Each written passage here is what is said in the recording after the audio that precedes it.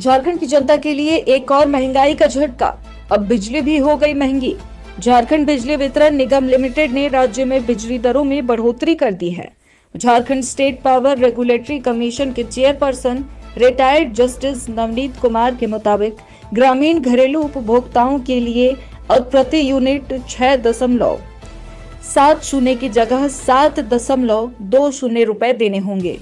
वहीं शहरी घरेलू उपभोक्ताओं के लिए 6.85 से बढ़कर 7.40 रुपए प्रति यूनिट कर दिया गया है। कमर्शियल उपभोक्ताओं को भी नहीं मिले राहत। ग्रामीण और शहरी दोनों क्षेत्रों में दरों में 50 से 60 पैसे तक की बढ़ोतरी की गई है। यानी साफ है, अब हर महीने बिजली बिल आपकी जेब पर और भारी पड़ेगा।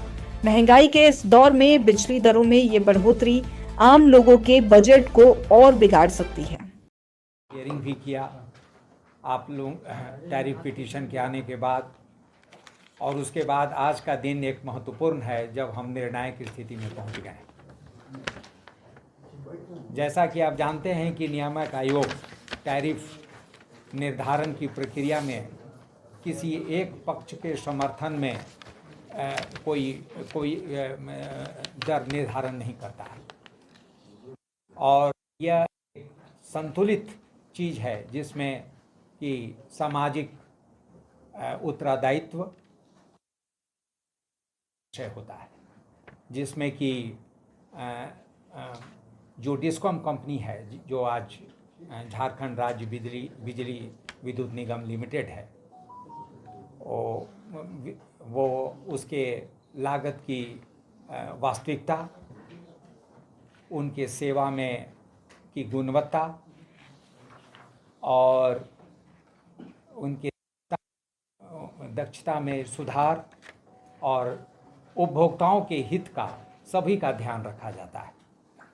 इसमें संतुलन बनाते हैं, कोई नहीं होता है ये। और इसमें डिस्कॉम जो कंपनी है, झारखंड बिजली वितरण निगम लिमिटेड, उसकी फाइनेंशियल वायबिलिटी और वित्तीय स्थिरता को देखी जाती है। जो उनका तकनीकी और व्यावसायिक होता है, उसमें कमी आई है कि नहीं, उसको देखा जाता है टेक्निकल एंड कमर्शियल लॉस में। और जो इनके सेवा में निरंतर सुधार जो है उसको कंसिडर किया जाता है। और लास्टली उपभोक्ता के पर अनावश्यक रूप से आर्थिक बोझ न पड़े, इस सब को कंसीडर करके यह निर्णय ली जाती है। इसी संदर्भ में जब इन्होंने नवंबर में 26-27 के टैरिफ के लिए आवेदन दिया, उसके बाद हम लोगों ने पब्लिक मीटिंग शुरू किया। कई एक जगह जाके 5-6 जगह जाके हम लोगों ने पब्लिक मीटिंग की।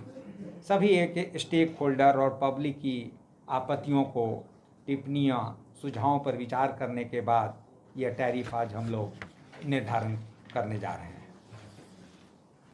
इसमें इन्होंने 26-27 के लिए 2026 और 27 के लिए 12,668.01 करोड़ का दावा किया था अपने एनुअल रेवेन्यू रिक्वायरमेंट में, जिसको हम लोगों ने 10,832 करोड़ रुपीस की अलाउ किया है। इन्होंने अपना जो इनका डिस्ट्रीब्यूशन लॉस है वो 26-27 के लिए इन्होंने 25.60% क्लेम किया था, जिसको हम लोगों ने 13% कर दिया, रिड्यूस करके कर दिया है इनका क्लेम। JVBNL ने 59% टैरिफ हाइक का प्रस्ताव दिया था फॉर द ईयर 26-27, जो 1 अप्रैल 2026 से लागू होगा। उसको हम लोगों ने 6.12% किया। एक चीज़ जो बहुत सैलिएंट फीचर सिग्निफिकेंट है वो है कि कृषि उपभोक्ताओं के लिए विद्युत टैरिफ में कोई वृद्धि नहीं की गई है। दूसरा जो एक चीज़ है कि इनके सेवा में निरंतर सुधार हो, उसके लिए हमने CGRF consumer grievance redressal forum को और स्ट्रेंथन करने की प्रक्रिया अपनाई है। इसके लिए बीच में जो मासिक संवाद है, डायलॉग है, लीगल अवेयरनेस कैंप है, इसके लिए हम लोगों ने प्रावधान किया है। और उपभोक्ताओं को जारी किए जाने वाले बिजली बिल को सरल बनाने का भी निर्देश दिया है। और आयोग ने ये JBBNL को डायरेक्शन दिया है कि वो CGRF की कार्यवाही को वर्चुअल मॉडल में भी करें इस बात से, ताकि जहाँ भी उपभोक्ता हैं वो सभी लोग अपने CGRF से एक्सेसिबल हो सकें। सभी जिला में 24 जिला हैं, यहाँ 24 जिला में CGRF नहीं है, सिर्फ 5 ही जगह है CGRF, जिसको 2-3 जिला मिलाकर एक जगह कंसिडर किया जाता है। और एक जो सबसे रिलीफ हम लोगों ने दिया है वो है ग्रीन एनर्जी को प्रमोट करने के लिए इलेक्ट्रिक व्हीकल चार्ज में हम लोगों ने कम किया है। इनका जो प्रस्ताव था उसके बदले हम लोगों ने, इनका प्रस्ताव था जो सोलर आवर है 9 बजे सुबह से 4 बजे शाम तक, उसके लिए इनका प्रस्ताव था 8.30, उसको हम लोगों ने 7 किया है। और जो नॉन सोलर आवर है रात का समय, उसके लिए इनका प्रस्ताव था 8.70, उसको हम लोगों ने 4.24, करीब 50% की कमी की है। और ग्रीन एनर्जी को, क्लीन एनर्जी को प्रमोट करने के लिए हम लोगों ने उसका जो ग्रीन एनर्जी टैरिफ है, इनका प्रस्ताव दिया था JBBNL ने 1.21 पर यूनिट, ₹1.21, उसको हम लोगों ने 0.95 पर यूनिट किया है। कंज्यूमर, अगर कोई भी कंज्यूमर 5 दिनों के अंदर बिल का भुगतान करता है तो उस बिल के भुगतान पर 2% की रिबेट दी जाएगी। रूफ टॉप सोलर सिस्टम को प्रमोट करने के लिए हम लोगों ने उसका ग्रॉस टैरिफ जो 4.16 पर यूनिट और नेट मीटरिंग के लिए 3.80 पर यूनिट का अप्रूवल दिया है। मीटर रेंट की कोई अनुमति किसी भी प्रकार के उपभोक्ताओं को नहीं दी गई। और प्रीपेड मीटरिंग में अगर आप स्विच करते हैं, consumer prepaid metering, smart metering लगाते हैं, तो उसके एनर्जी चार्ज में 3% की छूट होगी।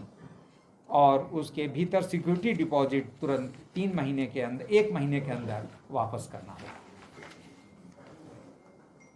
तो ये टैरिफ जो हम लोगों ने इस बार प्रदान किया है, यह हम समझते हैं कि अगर JBBNL अपने कार्य प्रणाली में सुधार लाए, सुदृढ़ता लाए और पारदर्शिता लाए, तो और दूसरी तरफ कंज्यूमर अगर अपने बिल का भुगतान समय पर करें और ऊर्जा संरक्षण के लिए अगर वो काफ़ी सचेत रहें, तो ये ज़रूर ही एक बिजली टैरिफ जो हम लोगों ने इस बार कमीशन ने डिसाइड किया है, यह एक सामाजिक विकास का प्रतीक बनेगा।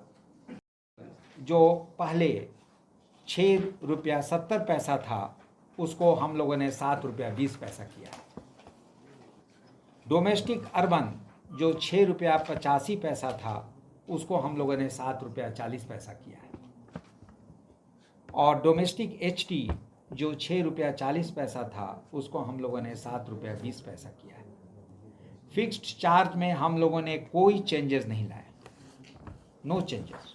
डोमेस्टिक एचटी को थोड़ा डिफाइन कर दिया जा सर, क्या है ये हाई टेंशन है डोमेस्टिक में, जो हाई पावर लेते हैं उनके लिए है।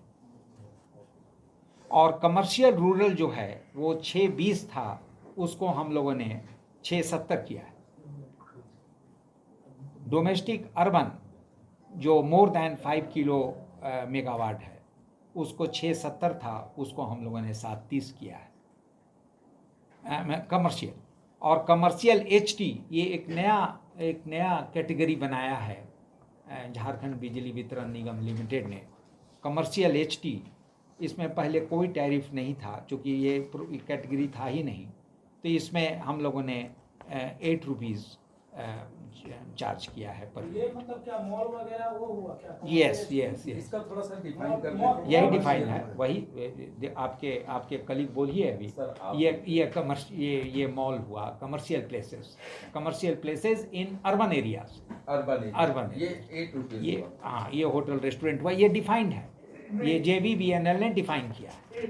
आप हमारे ऑर्डर में जो एक कॉम्प्रिहेंसिव ऑर्डर है वो अपलोड हो चुका है, उसको आप देख लें, उसमें सारा चीज़ मिल जाएगा। फिर भी थोड़ा सा लेमैन की तरह कमर्शियल एसटी में मॉल के अलावा कौन कौन सा प्रमुख विचार जो मार्केट्स होंगे, जो होटल्स रेस्टोरेंट्स हैं कुछ कैटेगरीज के, उसमें और भी हॉस्पिटल्स भी हैं कुछ, ये सब जो कमर्शियल यूज़ में आते हैं। हाँ, इसका सब लिमिट है, ये आपको टैरिफ ऑर्डर में मिल जाएगा। कॉलेज भी इसी में आएंगे क्या? नहीं, स्कूल कॉलेज नहीं। सर पहले अब इसको ये आप टैरिफ ऑर्डर में देख लीजिए। पहले इन पर नहीं लगता था, नहीं, ये नया तो पहले ये किस कैटेगरी में आता था? ये कमर्शियल अर्बन में आता था, इंडस्ट्रियल में आता था।